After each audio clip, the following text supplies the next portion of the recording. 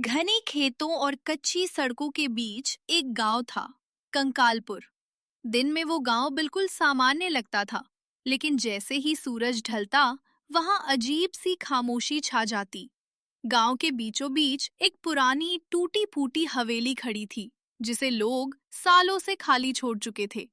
कहते हैं कभी ये हवेली बहुत अमीर जमींदार की थी, लेकिन एक रात हवेली से चीखों की आवाजें आईं और उसके बाद पूरा परिवार रहस्यमय तरीके से गायब हो गया। न लाश मिली, न कोई सुराग। उसी दिन से हवेली को भूतिया कहा जाने लगा।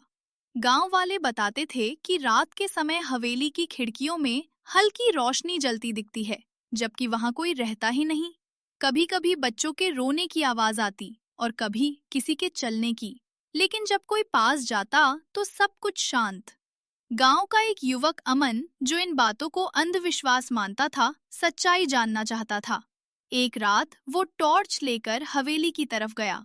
जैसे जैसे वो पास पहुंचा, हवा ठंडी होती गई और अजीब सी घबराहट होने लगी।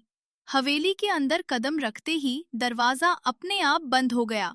दीवारों पर अजीब निशान थे और फर्श पर किसी के घसीटने के निशान दिख रहे थे। तभी ऊपर से किसी के हंसने की धीमी आवाज आई। अमन सीढ़ियां चढ़ा। ऊपर एक कमरे में पुरानी झूलती कुर्सी थी, जो बिना हवा के हिल रही थी। अचानक टॉर्च बुझ गई और उसके कान में किसी ने फुसफुसाकर कहा, ये जगह तुम्हारे लिए नहीं है। अमन डर के मारे भागा। वो उस रात के बाद कभी उस हवेली के पास नहीं गया। आज भी कंकालपुर के लोग कहते हैं, अगर आधी रात को हवेली के पास से गुजरोगे तो तुम्हें झूलती कुर्सी की आवाज जरूर सुनाई देगी और शायद कोई आवाज तुम्हें भी बुलाएगी।